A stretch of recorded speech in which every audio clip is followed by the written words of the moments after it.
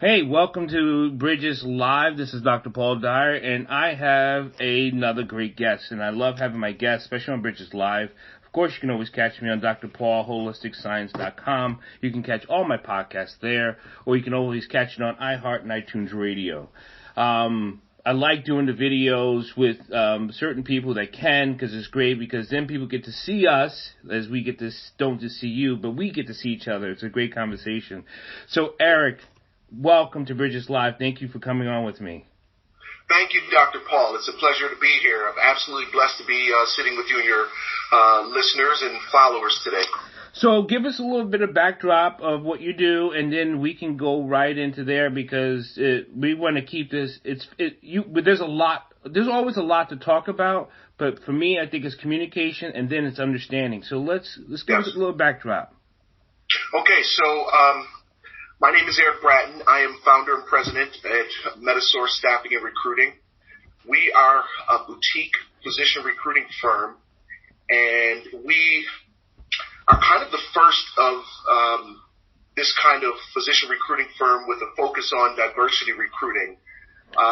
Diversity is something very, very important in the healthcare sector right now. So we kind of found our niche in a space that is just becoming really popular and open now, and we're excited to be in that space. So, it's amazing that many of us and many of the black community don't really seek out to own their own business. You think they're afraid of it? I don't know how. I don't necessarily think they're too afraid of it. I think it's ideas by a lot of brothers and sisters that I do know that want to get into business, and they ask me to mentor them, and how did I do this, how did I do that? So the drive is there.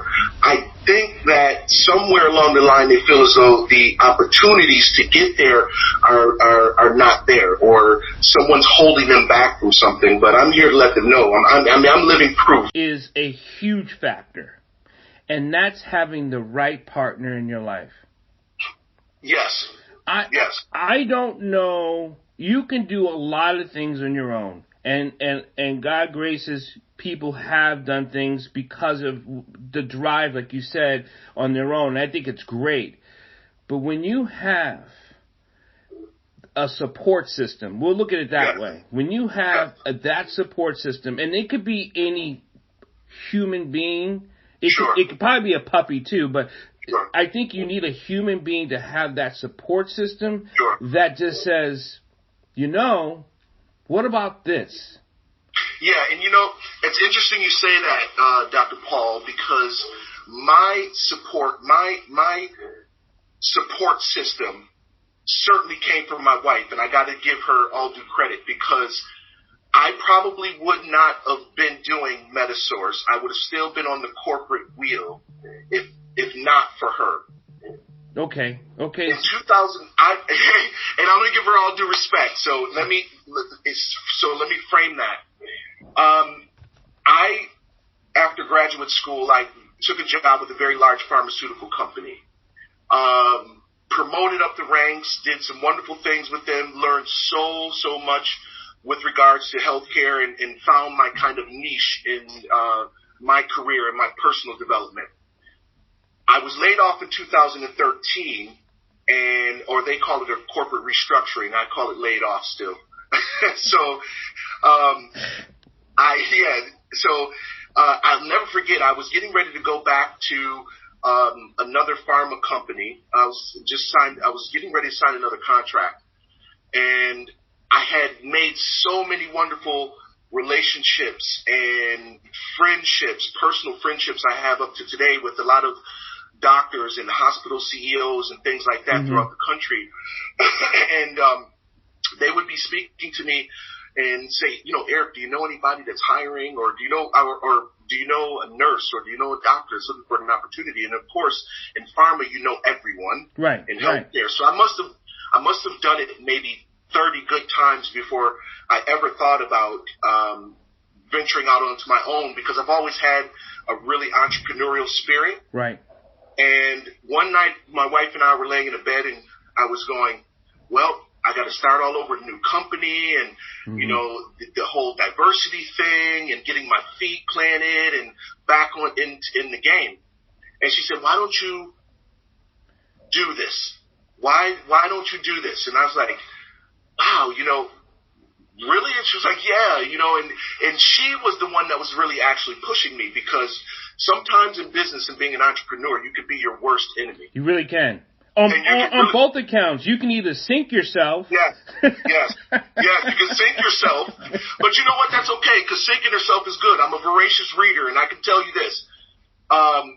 If you look at the billionaires of the world today, or the very wealthy people today, ask them how many businesses have failed that they have started and business ventures have failed. Failure is a process towards success. So where we fall off... Hold on. There's a caveat to that. Yes. If you're learning from it. Yes. Because we have football players who, or athletes, knuckleheads, they are failing miserably. Yes. And I'm like, I'm done giving them a chance. It's over. Right. Yeah. And then you look at some that are doing so amazingly well. I mean, look at the brother Shaq. Yeah. Right? And the business that this brother's doing. Even in terms of, if you translate that into the music industry, the brother Jay-Z, the brother Nas, the brother 50 Cent, these guys that have embraced this business model, right? And they've stepped out of their box of what they're doing and have become amazing business people. But here's what I do know about Shaq. When he was 19, he had met Magic Johnson. Yes. And Magic had said they had this thing together, and Magic says, so what business are you going to start? And I heard this conversation done by Shaquille O'Neal, because now he's Shaquille O'Neal. He's way past Shaq. Yes, right. He's killed Shaq. He's still Shaq to me. Yeah, he's still Shaq to me. But okay, which is funny, because Charles Barkley will always be the round mound to me. The round mound. That's right. Sir Charles. Sir Charles. Either way. But Magic had talked to him. And so there's that mentor piece. There's that support piece that Litton said, what are you talking, what is that? And so he went back, he looked at it, and he was watching, and he watched some of those people who had money later in life. And so he wanted to do that. And I think that's what it is. I know that's, having a self-business was never my thing. I just know, being in the military, I realized working for other people doesn't fit well when they don't care about you. Yes. They have to care about, and that's why I do emotional education, because people don't know how they're talking to these people, and they're so condescending. Absolutely. And so with your Medisource, when you're doing inclusion and diversity, that's got to be an education piece for you, for corporate, to understand, like, if you hire these people that don't look like you, there's a way to talk to them to include them. Inclusion. Absolutely. So is that what you have to do most of the time? Well, that's interesting you say that. So a couple different caveats to that. In terms of the mentorship, I'll speak on that a little bit later. But diversity, equity, and inclusion, there is no degree for it. So let's just get that. There's no degree. There's no, you can't walk across stage and get a diploma for it or anything like that.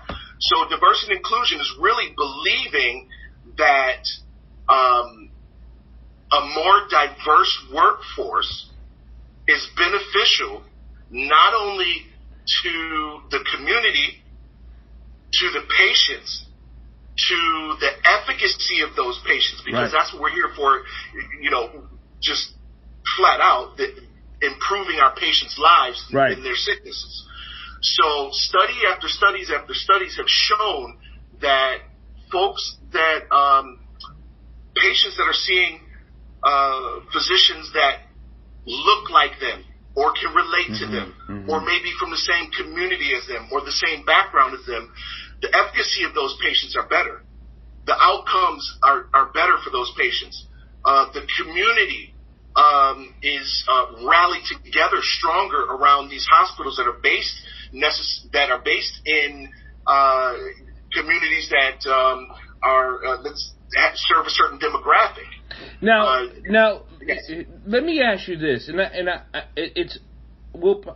you're talking about a point, but has there ever been a black hospital? To my knowledge, there has not ever been a black hospital, but there's plenty of them in black communities. But there's very many of them in black communities. Now, do I know if there's a black hospital? Absolutely not. I cannot tell you that there has. I personally have not heard of one, but I can tell you this. Things have changed so rapidly in healthcare that I believe I know that a lot of hospitals and a lot of these larger hospital systems are now starting to understand how important diversity and inclusion in their hospital is. So let me frame this for the viewer and listeners out there. When I say diversity, I don't mean sort of this. You walk into the hospital and you say, oh, okay, here's a black doctor, or oh, here's a LGBTQ person, or oh, here's this person, or here's an Asian, or this or that. Because diversity is more than just crossing T's and dotting I's. Right. Diversity and inclusion is where you know that you have a very effective diversity program, because there's a huge difference. It's a huge difference. It's easy to say, okay, I'm going to hire. Okay, we have these many blacks, we have these many LGBTQ, Indians, whatever. Yes, but until those people are able to have a pathway to become decision makers within that organization, that's where the inclusion comes into play.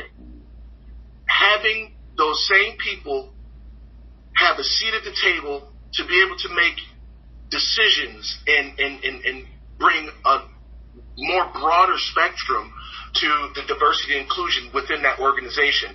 That's an effective diversity, equity, and inclusion program at any facility or any organization that you work with.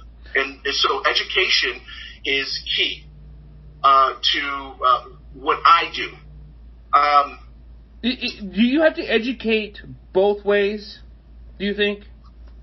Well, yes, and I'm glad you said that, because it is educating both ways.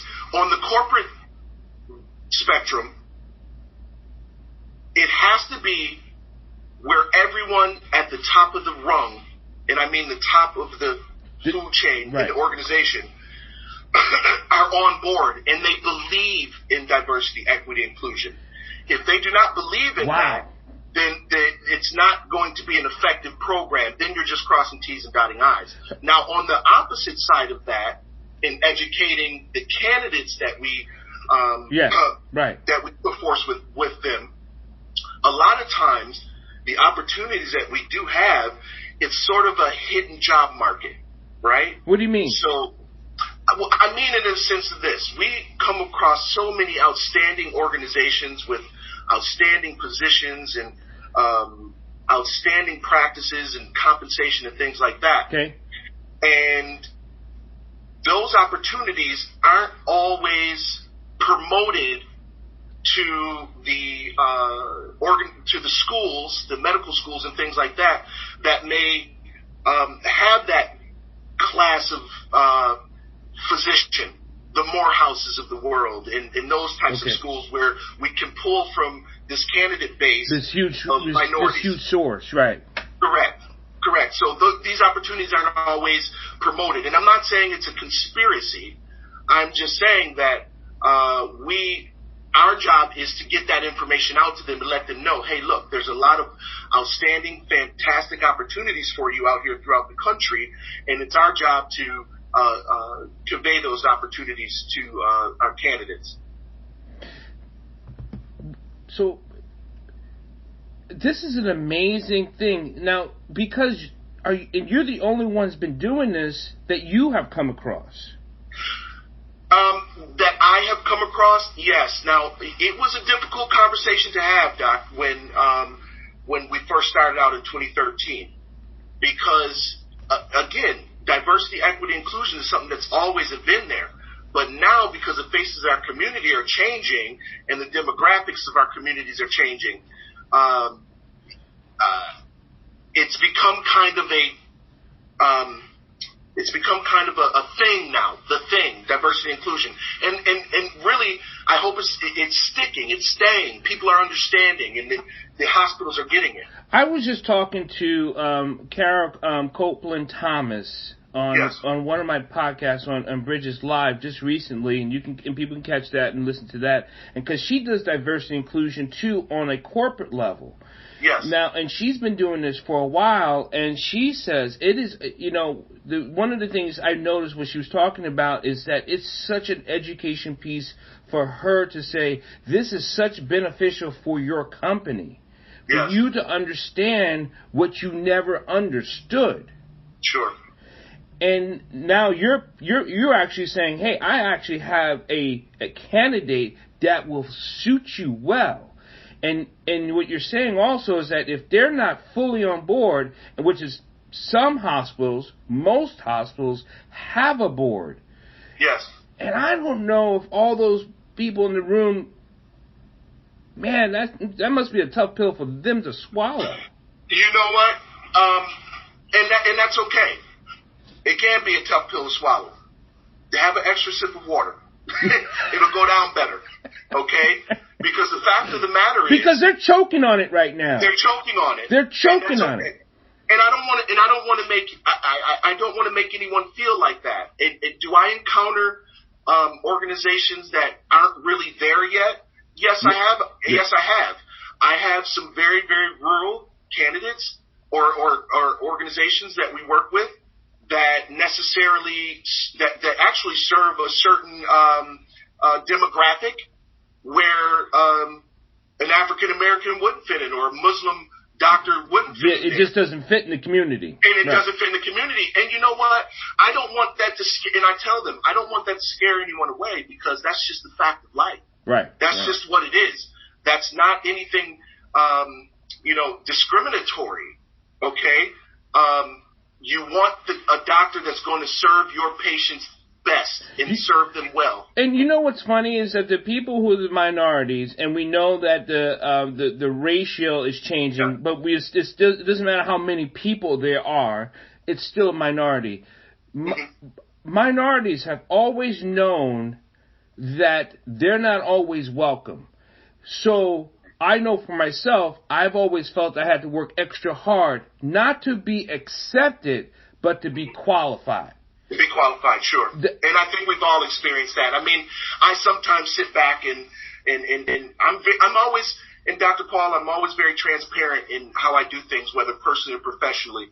And I can tell you that I sit back sometimes and I say, wow, I am running in some circles that, I don't see very many people that look like me in these circles. I've been on a boat, on a ship, on a yacht, and I'm telling you, I was the only brother on it. Correct. Absolutely. And I'm so happy to be in that space, right? Because diversity and inclusion is something that, as an African American man operating in this kind of corporate bubble, that you have to embrace, right? This is no snowflake kind of endeavor. This is something that I am very, very passionate about, because it makes me happy to come to my clients and say, hey, listen, I have an absolutely fantastic candidate. And after looking at the demographics of the communities that you serve, this is the data, and this is the outcomes, and this is where this can go for you. And really, it's beneficial to everyone, and especially them, their bottom financial line as well. First, I want to let everybody know you listen to Bridges Live with Dr. Paul. We're talking to Mr. Eric Bratton of Medisource. He's the CEO and owner of Medisource, and it helps people, it works with diversity and inclusion on a healthcare system. Now, here's the tough question of, we know that, and I believe that blacks do well with black-owned businesses. I really believe that. Because our circulating of dollar, we can get it. I've had that in other shows. It's running out, and that's why we are economically poor. Yes. Have you looked at that? When we talk about having our own businesses, grocery stores, okay, clothing stores, rock on, restaurants, of course. Mm-hmm. Is this something that seems almost mountaintop-ish of having own hospital? Not at all. Okay. Not at all. I mean, I think where we've been to where we are today, we have a lot further to go, but we know we can get there. Okay. That's the key. Okay. Knowing that we can get there. I do a lot of mentoring young folks here. Right. You go to a lot of schools. Yes. On your own time. Educating this. I do. I have an affinity for young folks because I am a black man, child from Buffalo, New York, from the city of Buffalo. And I know how it is to be in the inner city and no one tell you can do this. You know, I'm fortunate enough to have parents that, there was no out. After high school, you're going to college, period. Right. But in the same regard, I saw it from the other side as well. I tell people all the time, I am diversity, equity, and inclusion. Yeah. I have seen it from both ends of the spectrum.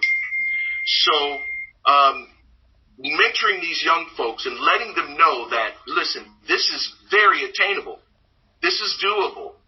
Okay? You just have to have the drive and the motivation and someone that they're mentoring you and letting you know that you can succeed at this. Now, here's a quick story for you with regards to the mentoring thing.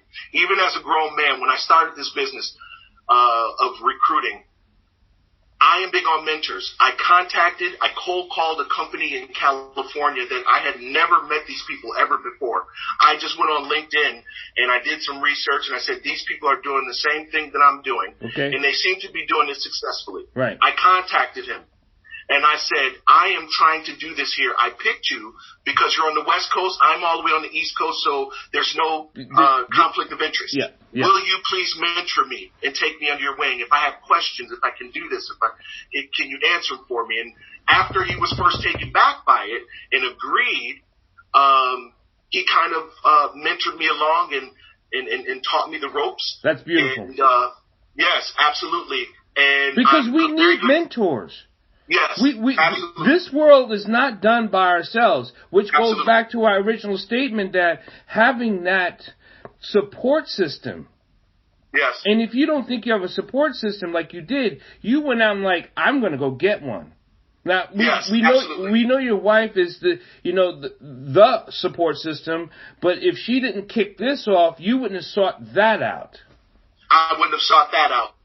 And, it's interesting. I tell everyone now it's interesting. People call me to mentor them, friends or people that have been referred to me. And I'm more than happy to do it because, and I tell them, I say, and the very first thing I asked, why do you want to do this? Because it is much easier to punch a clock at 7 and punch out at 5 than it is to run your own company, your own business. And that's just the fact. That's just you're independently broke all the time. You're independently broke all the time, and hopefully you like ramen noodles and things like that. But it's a journey, and the journey is yours to define. Right. In other words, if you're getting in this with a get rich, I'm going to make this overnight scheme. It doesn't work like that. You have to put the time in, and you have to show passion and dedication to what you do and the product that you plan on putting out there to the world. how do people get a hold of you for Medisource if they're looking to understand, and because you reached out to all the states of including them and talk, so it's not like you're just in a particular state, you're all across the country.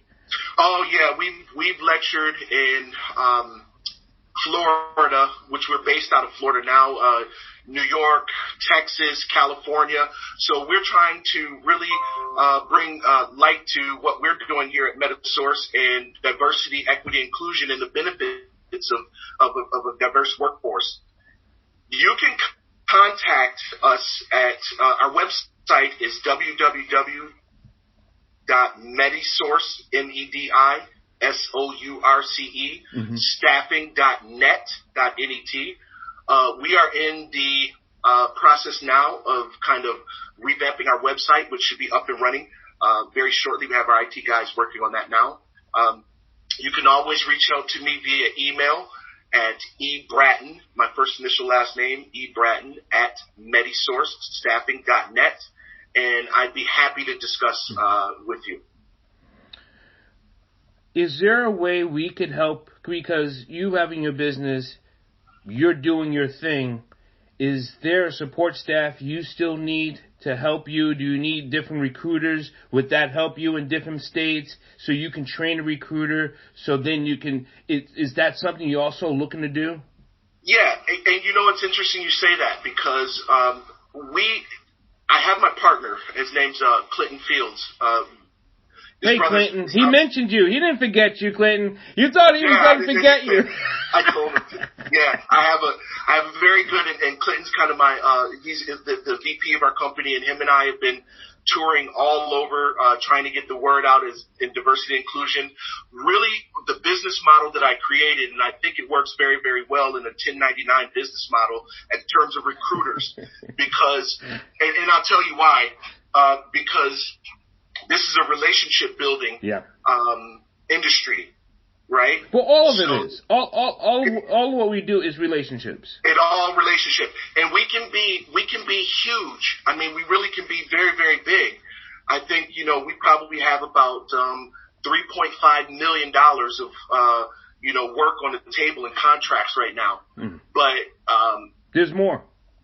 There's more, but I like to remain small. I say we're a boutique firm because it gives us the opportunity to build those relationships. Yeah. And that's really what I like. I'm still a pharma rep at heart. So I still like to knock on doors and make phone calls, 60 phone calls a day and visit and travel. So I'm still in the trenches, man. So anybody out there that is looking to possibly get into something like this or join us in the movement that we're establishing, by all means, please reach out to me because I would love to share our journey and see if Medisource is a good fit for you. Now, when it comes to healthcare, and healthcare is a huge issue in the United States, it will always be an issue because we have the sickest country in the world. Yes. Right? We also call it a sick system. Yes. Do you see the broken pieces, and do you put those broken pieces in a box and say you have ideas of fixing that broken healthcare system? You have ideas, don't you? I know you do. I know you do. I do have ideas, and I will tell you that our healthcare system is very, very broken. And a larger problem outside of access to healthcare, insurance, is the shortage of physicians. That's the There issue. is a shortage of physicians in the country, and that is something that is very troubling to me in this industry, and also as a husband, as a parent, because nowadays you may notice if you go call your doctor now on the phone, you get sick, you may see your nurse practitioner, you may not see a doctor. Right. You may see a mid-level because there is a shortage of family practice, gastroenterology, urology. There's definitely a shortage. So that's why I try to get out to the young folks early and let them know that we need you. We need you to get into healthcare. This is the largest, most rapidly growing field in the United States of America right now. And possibilities are limitless And in terms of conversation. you know, there's some of these kids who are from 4th grade on up who says, I could never think about being a doctor, and I hope they hear this. And I'm talking to you kids specifically. Yes. Girls, boys, I'm talking, you have an opportunity. Are you listening to Eric? Eric is talking to you, yes. saying you have an opportunity, take it. This is yes. here, you know, so. Because the key for us in our communities is to break the cycle. Yes. And that's really the key for us, to break the cycle. And kids out there, it takes one. It only takes you to change generations of your family. Mm-hmm. That's all it takes. And through your hard work and dedication, you can change the generation of your kids' family. So I put the onus on them. What do you want to do in your life? What do you want to be? Because this industry is here for you. It's there. You just have to walk through the door. And if I can help in any way, then I know I've done my part. Man, that's a godsend, man. We got to pull our people together. We got to pull ourselves together. We got to pull this country together. We got to pull this globe together, yes. because we're rapidly burning. We have Africa's burning. Brazil is burning. Literally. California. They're on fire, right? Yes. And so stop looking at the surmountable things and start looking at the things we can change. And the one thing we can change, like Eric had mentioned, is that there's an education component, there's an action component, and there is a mentor component. Correct. And all three are right here where you can contact somebody for all three. Correct. All three. So let's pull together. Thank you so much, Eric Bratton, from Medisource. Thank you for having me, Doctor. It was a pleasure. Oh, man, it's been a blessing. I know that we got this. You know what I'm saying? Like, you know, I don't want... We got this. We got this for sure. We got this. We'll keep driving the message. And let me leave you off on this as well. There's a lot of white noise going on in the world right now. Literally. There's a lot of white noise going on in the world right now. And instead of looking at that as a setback, let's capitalize on that. Let's move. Because the opportunities are there. They're there for us. Yeah. And we have the opportunity to change some things. So I appreciate the time today. Man, God bless, man. Thank you so much, Eric, for coming on Bridges Live with me. And we'll have you back on again. So remember, you can always catch the podcast on iHeart and iTunes Radio. You can also catch the video download on my YouTube channel. If you have any questions, contact me on drpaulholisticscience.com. I wish you all blessings and God bless.